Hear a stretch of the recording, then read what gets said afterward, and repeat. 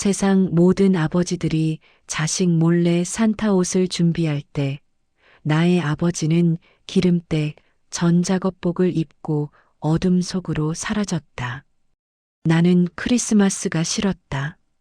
아니, 크리스마스에도 돈을 벌어야 한다며 나가는 아버지가 끔찍이도 싫었다. 그가 남긴 유품이 이 녹슨 공구함 하나라는 사실을 알기 전까지는. 이야기 시작 전 구독과 좋아요는 영상 제작에 큰 힘이 됩니다. 이딴 고물 다 갖다 버려요. 냄새나니까. 민석이 신경질적으로 현관문을 걷어찼다. 낡은 철문이 비명 같은 소리를 내며 열렸고 영하 10도의 칼바람이 거실 안으로 들이닥쳤다. 어제 발인을 마친 집안은 냉골이었다. 거실 한 구석에 웅크리고 있는 녹슨 공구함이 민석의 발끝에 채였다. 칠이 다 벗겨지고 기름때에 절어 원래 색을 알아볼 수 없는 철제함이었다. 민석은 미간을 찌푸리며 마스크를 코끝까지 올렸다. 평생 크리스마스 때마다 특근 수당을 핑계로 공사판을 전전하던 아버지였다. 아버지가 남긴 유품이라고는 빚더미 서류 몇 장과 이 고철 덩어리가 전부였다. 사장님, 이거 고철 처리는 따로 비용 드는 거 아시죠? 용역업체 직원이 난감한 표정으로 공구함을 가리켰다. 민석은 대답 대신 고개를 까딱였다. 치우라는 뜻이었다. 바닥에 끌리는 공구함 소리가 칠판을 긁는 소음처럼 고막을 파고들었다. 민석은 창밖을 내다봤다. 거리에는 캐럴이 울리고 연인들이 팔짱을 낀 채 지나가고 있었다. 아버지는 죽어서도 짐이었다. 남들은 가족과 케이크를 자르는 이 시간에 그는 아버지의 냄새를 지우기 위해 쓰레기 봉투를 벌려야 했다. 무거워서 이거 혼자선 안 되겠는데. 직원이 끙끙대며 공구함을 들다가 도로 내려놓았다.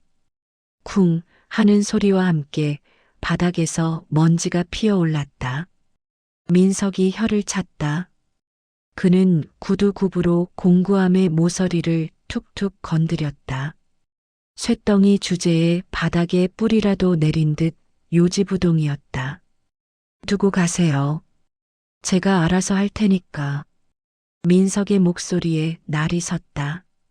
직원은 힐끔 눈치를 보더니 빗자루를 들고 다른 방으로 사라졌다. 민석은 싸늘한 눈으로 공구함을 내려다봤다. 아버지의 인생이 딱 저랬다. 무겁고 더럽고 남들에게 폐만 끼치는 고철 덩어리. 그는 주머니에서 담배를 꺼내 물었다. 라이터 불을 켜는 손끝이 추위 때문인지 분노 때문인지 미세하게 떨렸다. 형광등이 깜빡거렸다.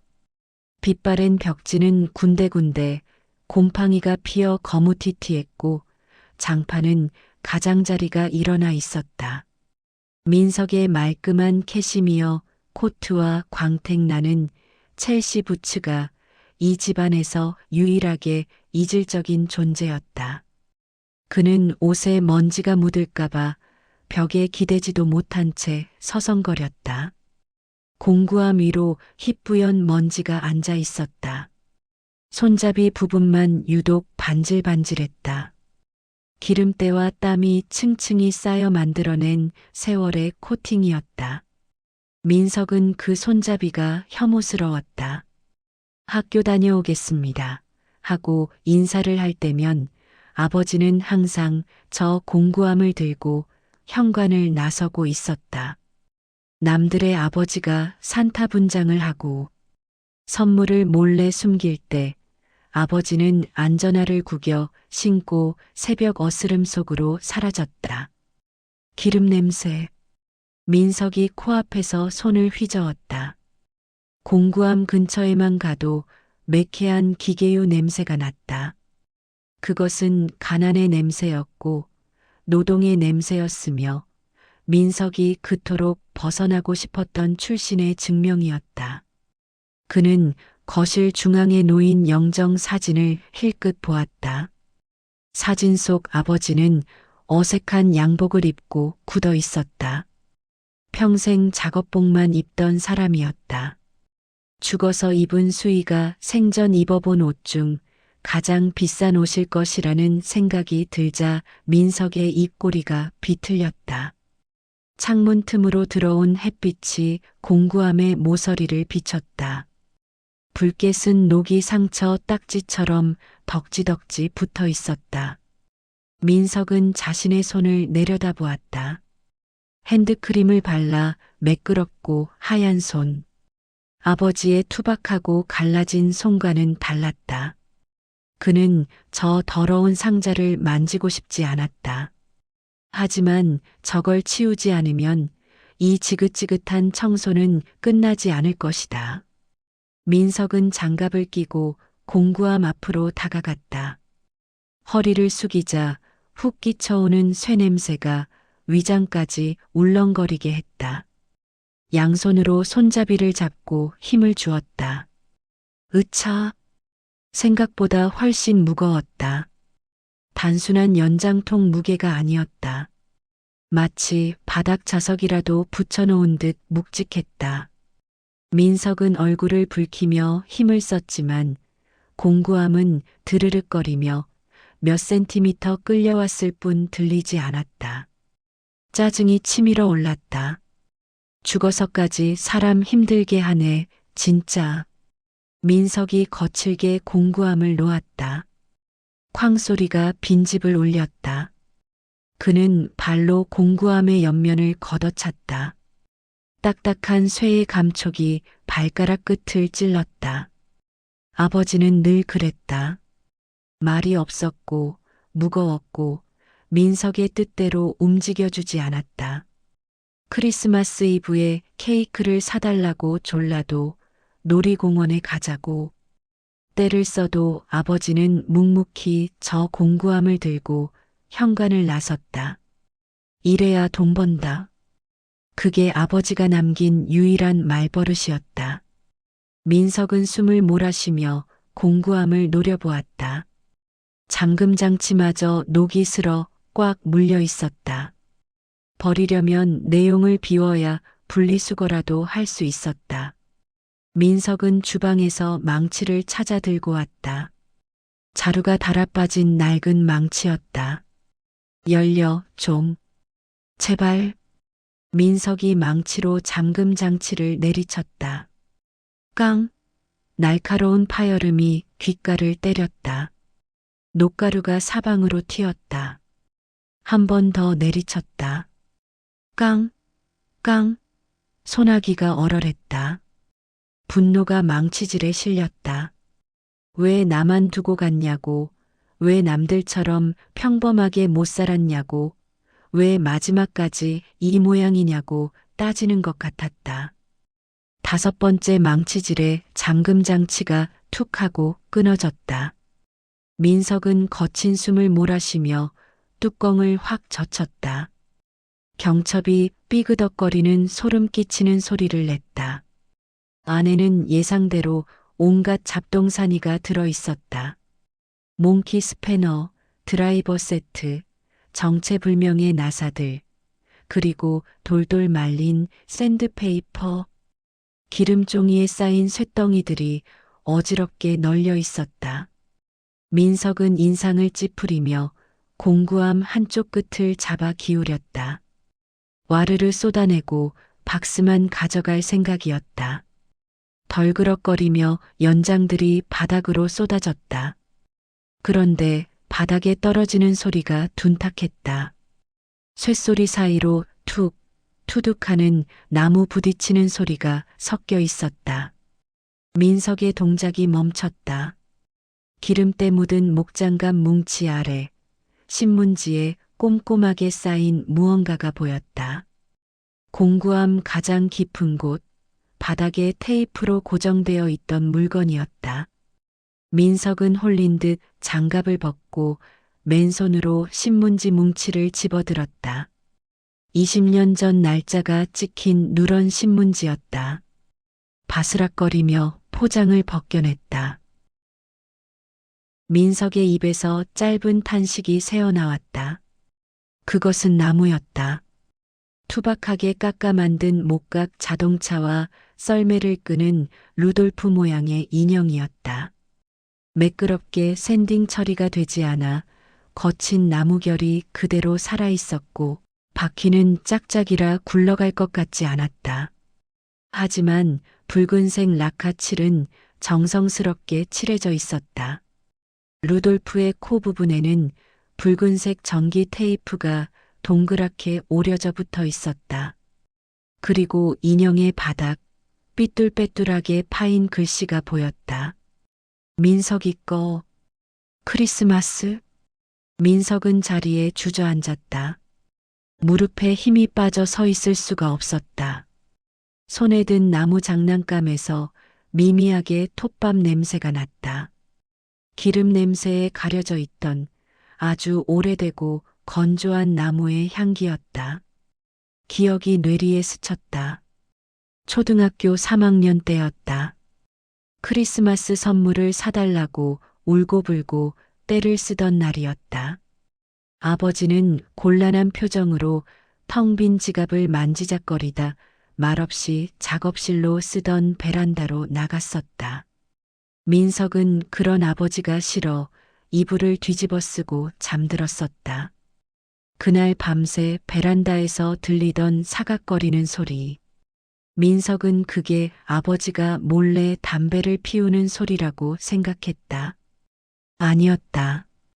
아버지는 그 추운 베란다에서 언손을 호호 불어가며 이 나무 조각을 깎고 있었던 것이다. 변변한 조각도 하나 없이 그 투박한 펜치와 커터 칼로 거친 손바닥이 나무 가시에 찔리는 것도 모른 채 민석은 공구함 안쪽을 더 뒤졌다.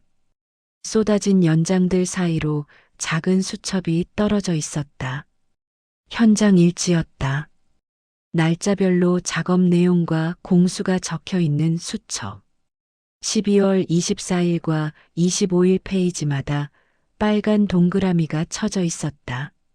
12월 24일 야간 작업 1.50수 민석이 패딩 사줄 돈 12월 25일 특근 케이크가 민석의 목을대가 뜨겁게 달아올랐다. 심장이 명치를 때리는 것처럼 쿵쿵거렸다. 아버지가 현장으로 도망친 게 아니었다. 아버지는 민석의 크리스마스를 지키기 위해 자신의 크리스마스를 톱밥과 쇳가루 속에 갈아 넣고 있었던 것이다. 그런데 전해주지 못했다. 너무 못나서 백화점에서 파는 번쩍거리는 로봇 장난감에 비해 자신이 만든 것이 너무 초라해서 아버지는 결국 이 공구함 가장 깊은 곳, 자신의 땀과 기름 냄새가 가장 진하게 배인 곳에 이 마음을 숨겨두었던 것이다. 거실은 쥐 죽은 듯 고요했다. 민석은 나무 장난감을 양손에 쥐고 있었다. 손바닥에 닿는 나무의 질감이 까끌까끌했다. 마치 아버지의 굳은 살 박인 손바닥을 잡고 있는 것 같았다. 그는 조각칼이 지나간 자국들을 손가락으로 더듬었다. 서툴게 깎여나간 모서리, 힘 조절에 실패해 깊게 파인 흠집들. 그 모든 흔적들이 아버지의 망설임과 간절함이었다. 민석은 영정사진 속 아버지와 눈을 마주쳤다. 굳어있던 아버지의 표정이 지금 보니 쑥스러워 어쩔 줄 몰라 하는 표정처럼 보였다. 이게 뭐라고? 민석의 목소리가 갈라졌다. 그는 목각 자동차의 바퀴를 굴려보았다. 기익기익. 잘 굴러가지도 않았다. 엉터리였다. 세상에서 제일 볼품없는 장난감이었다. 하지만 세상에서 제일 무거운 장난감이었다. 창밖에서 들어오는 햇살이 민석의 등 뒤로 길게 그림자를 드리웠다. 공구함 뚜껑 안쪽에 매직으로 작게 적힌 글씨가 빛을 받아 반짝였다. 우리 아들 대학교 갈 때까지. 그 글씨 위로 기름때가 덧이 펴져 있었다. 아버지는 매일 아침 이 공구함을 열 때마다 저 글귀를 봤을 것이다. 무거운 공구함을 들고 나가면서 어깨가 끊어질 듯 아파올 때마다 저 문장을 주문처럼 외우며 버텼을 것이다. 민석은 고개를 떨구었다. 눈물이 바닥으로 뚝뚝 떨어져 장판에 먼지를 적셨다. 용역 직원이 빗자루를 들고 거실로 돌아왔다. 사장님, 저거 공구함 이제 치울까요? 밖에 트럭 왔는데. 직원이 쏟아진 공구들을 보며 혀를 찼다. 이걸 다 쏟아 놓으셨네. 제가 치울게요. 직원이 빗자루로 목각 인형을 쓸어 담으려 했다. 만지지 마세요. 민석이 낮지만 단호한 목소리로 말했다. 직원이 움찔하며 멈칫했다. 민석은 바닥에 흩어진 나무 장난감과 샌드페이퍼, 그리고 수첩을 조심스럽게 집어들었다. 그는 코트 주머니에서 손수건을 꺼내 나무 인형에 묻은 먼지를 닦아냈다. 아주 천천히 그리고 정성스럽게. 이건 제가 가져갑니다. 민석은 쏟아진 연장들을 다시 공구함에 하나씩 주워 담았다. 툭 던지는 것이 아니라 제자리를 찾아주듯 가지런히 놓았다. 몽키 스패너 옆에 드라이버, 그 옆에 망치, 그리고 가장 위에 아버지가 숨겨두었던 나무 장난감을 올렸다. 그리고 이 공구함 안 버립니다. 민석이 공구함 뚜껑을 닫았다. 잠금 장치는 부서졌지만 상관없었다. 그는 양손으로 공구함 손잡이를 잡았다. 여전히 무거웠다. 쇳덩이의 냉기가 장갑 너머로 전해졌다. 민석은 숨을 한 번 크게 들이마시고 허리에 힘을 주어 공구함을 번쩍 들어 올렸다. 핏줄이 선 손등 위로 아버지의 시간이 겹쳐졌다. 그는 휘청거리지 않았다. 민석이 공구함을 들고 아파트 단지를 걸어 나왔다. 해가 뉘엿뉘엿 넘어가고 있었다. 가로등이 하나둘씩 켜지며 거리에 주황색 불빛을 뿌렸다. 눈발이 날리기 시작했다. 한방눈이었다. 사람들은 옷깃을 여미며 종종 걸음을 쳤지만 민석은 천천히 걸었다. 한 손에는 무거운 공구함을 들고 다른 한 손은 코트 주머니 속에 나무 자동차를 꽉 쥐고 있었다. 상가 건물 앞 크리스마스 트리 장식이 반짝거렸다. 캐럴 사일런트 나이트가 조용히 흘러나오고 있었다. 민석은 잠시 멈춰서서 하늘을 올려다보았다. 차가운 눈송이가 뜨거운 눈두덩이에 내려앉아 녹았다. 그는 공구함을 고쳐 잡았다. 묵직한 무게가 오른쪽 어깨를 짓눌렀지만 이제는 그 무게가 싫지 않았다. 낡은 공구함 틈새로 20년 묵은 톱밥 냄새가 12월에 찬 공기 속으로 은은하게 퍼져나갔다. 민석의 입에서 하얀 입김이 길게 뿜어져 나와 허공으로 흩어졌다. 그의 뒷모습이 눈 내리는 거리 속으로 따뜻하게 번져갔다. 어떤 사랑은 너무 무겁고 투박해서 아주 오랜 시간이 지나 녹이 슬고 나서야 비로소 그 안에 진심이 보이기도 합니다. 당신의 아버지에게도 차마 열어보지 못한 녹슨 공구함이 있지는 않나요? 오늘의 사연 정류장이었습니다.